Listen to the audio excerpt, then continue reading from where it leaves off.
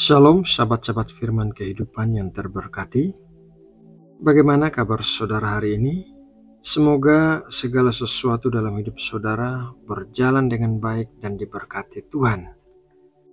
Sahabatku, kita akan segera memulai saat teduh. Jadi mari kita mengarahkan hati kita kepada Tuhan. Mari kita berdoa. Allah Bapa kami, Allah yang kami sembah di dalam roh dan kebenaran, bagimulah segala pujian dan pengagungan karena Engkau layak untuk disembah. Ya Bapa, saat ini kami datang kepadamu dan mau duduk diam di bawah kakimu untuk mendengarkan pengajaranmu. Bawalah kami masuk ke dalam hadirat-Mu yang kudus ya Tuhan, dan berikanlah kami hikmat serta pemahaman akan apa yang kami dengarkan. Berikan kami juga kekuatan dan keberanian untuk selalu melakukan kehendak-Mu yang menyenangkan hati-Mu. Terima kasih ya Bapa, di dalam nama Tuhan Yesus Kristus kami sudah berdoa dan mengucap syukur. Amin. Sahabat firman kehidupan yang dikasihi Allah, kehidupan yang kita jalani ini tak ubahnya sebuah perjalanan panjang yang dihiasi oleh persimpangan-persimpangan jalan. Di setiap persimpangan-persimpangan itu, kita dihadapkan pada pilihan-pilihan. Beberapa pilihan mungkin tampak remeh dan sepele, seperti memilih menu sarapan atau pakaian yang akan kita kenakan. Namun, ada pula pilihan-pilihan besar yang memiliki implikasi jangka panjang yang akan mengukir alur cerita hidup kita, bahkan mungkin mempengaruhi kehidupan orang-orang di sekitar kita. Sadarkah kita bahwa setiap pilihan yang kita buat adalah sebuah investasi masa depan? Apa yang kita tanam hari ini, itulah yang akan kita tuai di kemudian hari. Firman Tuhan memberikan kita nasihat yang bijaksana dalam Galatia 6 ayat 7. Jangan sesat, Allah tidak membiarkan dirinya dipermainkan, karena apa yang ditabur orang, itu juga yang akan dituainya. Sebuah contoh yang bijaksana dari pentingnya sebuah pilihan yang menentukan masa depan ada dalam kisah seorang wanita yang hidup ribuan tahun lalu, namun keputusannya tetap relevan dan memberikan pelajaran berharga bagi kita hingga saat ini. Wanita itu bernama Rahab, seorang penduduk kota Yeriko. Pada zamannya, bangsa Israel sedang dalam perjalanan panjang menuju tanah perjanjian yang dijanjikan Tuhan kepada Abraham dan keturunannya. Yeriko, sebuah kota yang dikelilingi oleh tembok yang kokoh, menjadi salah satu rintangan besar dalam perjalanan mereka. Kala itu, bangsa Israel mengirimkan 2 orang mata-mata untuk menyusup ke dalam kota Yeriko dan mencari tahu kekuatan serta kelemahan musuh. Kedua mata-mata ini kemudian berlindung di rumah Rahab. Sebagai seorang wanita yang tinggal di tengah masyarakat yang menyembah berhala, Rahab tentu memiliki alasan tersendiri untuk mengambil resiko yang sangat besar dengan menyembunyikan orang asing yang jelas-jelas adalah musuh bangsanya. Alkitab mencatat bahwa Rahab telah mendengar tentang segala perbuatan ajaib yang telah dilakukan Tuhan bagi bangsa Israel. Ia mendengar bagaimana Tuhan telah membelah Laut Merah sehingga bangsa Israel dapat berjalan di tanah kering. Ia mendengar tentang kemenangan-kemenangan yang Tuhan berikan kepada mereka atas bangsa-bangsa lain. Dari apa yang didengarnya, Rahab menyimpulkan bahwa Tuhan bangsa Israel adalah Tuhan yang benar dan berkuasa, jauh melampaui dewa-dewi yang disembah oleh bangsanya sendiri. Disinilah letak inti dari pilihan Rahab. Ia dihadapkan pada 2 pilihan yang sangat bertolak belakang. Pilihan pertama adalah tetap setia kepada bangsanya, kepada raja yang berkuasa, dan kepada tradisi penyembahan berhala yang telah diwariskan turun-temurun. Jika ia memilih jalan ini, ia akan aman dalam lingkungannya sendiri, namun ia akan tetap berada dalam kegelapan rohani dan terancam hukuman dari Tuhan yang akan datang atas kota Yeriko. Pilihan kedua adalah berpihak kepada bangsa Israel, bangsa yang ia yakini sedang menjalankan kehendak Tuhan. Pilihan ini penuh dengan resiko. Jika ia ketahuan menyembunyikan mata-mata musuh, hukuman mati bisa saja menantinya. Ia akan dianggap sebagai pengkhianat oleh bangsanya sendiri. Namun di balik resiko ini, Rahab melihat secercah harapan, sebuah kesempatan untuk menjadi bagian dari rencana Tuhan yang lebih besar. Dengan iman yang berani, Rahab memilih pilihan yang kedua. Ia menyembunyikan kedua mata-mata Israel di atap rumahnya dan mengelabui para utusan raja yang datang mencarinya. Ia bahkan membantu kedua mata-mata itu untuk melarikan diri dengan aman dari kota Yeriko. Rahab tidak hanya bertindak secara pasif, tetapi ia mengambil inisiatif dan menunjukkan keberanian imannya melalui tindakannya.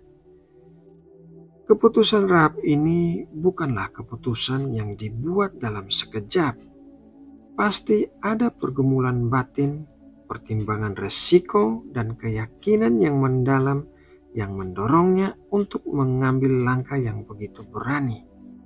Ia memilih percaya kepada Tuhan yang tidak terlihat daripada mengandalkan kekuatan bangsanya sendiri yang terlihat nyata.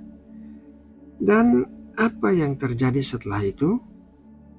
Ketika Tuhan memerintahkan bangsa Israel untuk menyerang Yeriko, terjadilah keajaiban yang luar biasa. Tembok-tembok kota yang kokoh runtuh setelah bangsa Israel mengelilinginya selama 7 hari sambil meniup sangkakala. Namun di tengah kehancuran total itu, ada satu rumah yang selamat, rumah Rahab. Sesuai dengan janjinya kepada Rahab, bangsa Israel melindungi wanita itu beserta seluruh keluarganya. Pilihan Rahab tidak hanya menyelamatkannya dari kematian fisik, tetapi juga membawanya ke dalam komunitas umat Allah. Ia yang dulunya orang asing dan dianggap najis, kini menjadi bagian dari bangsa pilihan Tuhan. Lebih dari itu, keajaiban terbesar dari pilihan Rahab adalah dampaknya terhadap garis keturunan Sang Mesias. Alkitab mencatat bahwa Rahab menikah dengan Salmon, seorang pria Israel, dan menjadi ibu dari Boas yang kemudian menjadi kakek dari Raja Daud. Dan dari garis keturunan Daud inilah lahir Yesus Kristus, Sang Juru Selamat dunia. Seorang wanita Kanaan yang dulunya menyembah berhala, kini menjadi salah satu nenek moyang Tuhan Yesus. Sungguh luar biasa. Kisah Rahab ini memberikan kita pelajaran yang sangat berharga tentang kekuatan sebuah pilihan. Pilihan yang kita buat sekecil apapun itu memiliki potensi untuk mengubah arah hidup kita dan bahkan mempengaruhi orang lain. Pilihan Rahab menunjukkan bahwa keberanian untuk memilih kebenaran meskipun berisiko akan selalu membawa pada kebaikan dan berkat dari Tuhan. Dalam kehidupan kita saat ini, kita juga seringkali dihadapkan pada persimpangan jalan. Mungkin kita harus memilih antara melakukan apa yang benar di mata Tuhan atau mengikuti tekanan dari lingkungan sekitar.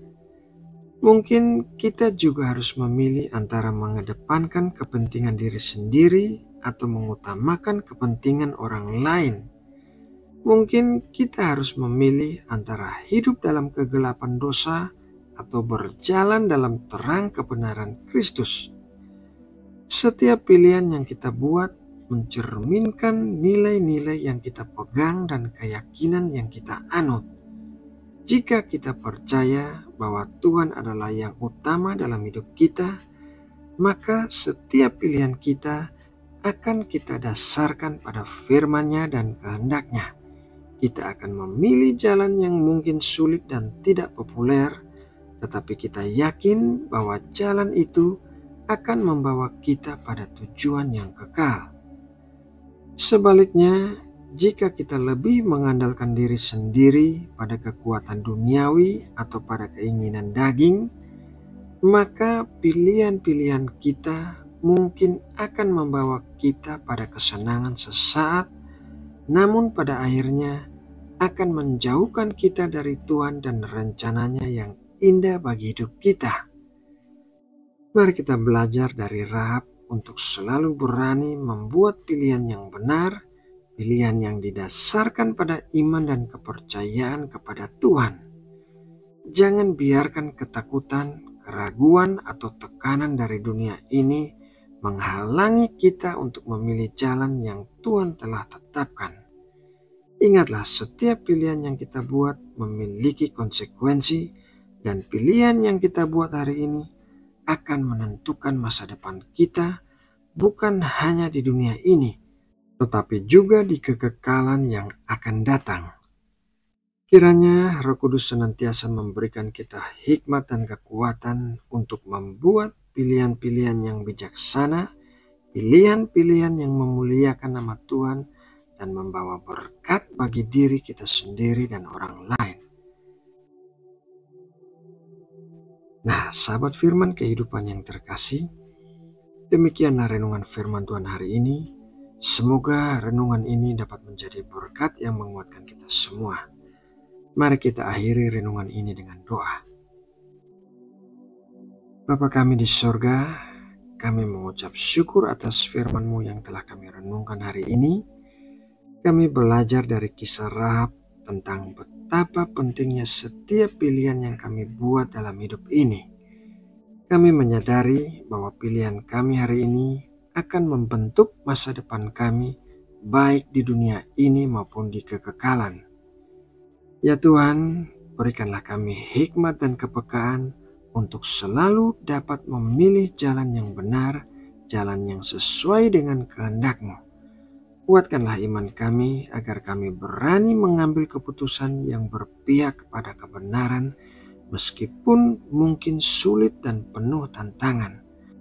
Ingatkan kami selalu akan konsekuensi dari setiap pilihan, agar kami tidak terjerumus dalam pilihan yang salah yang akan membawa penyesalan di kemudian hari.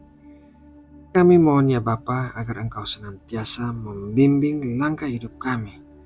Ketika kami dihadapkan pada persimpangan jalan, berikanlah kami terang Roh Kudus-Mu untuk menuntun kami pada jalan yang berkenan kepadamu.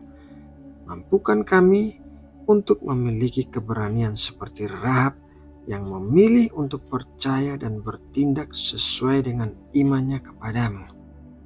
Terima kasih ya Tuhan atas kasih karunia-Mu yang begitu besar dalam hidup kami.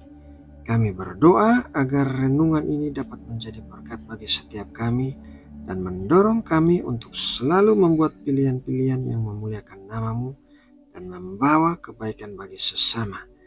Dalam nama Tuhan Yesus Kristus, kami berdoa. Amin.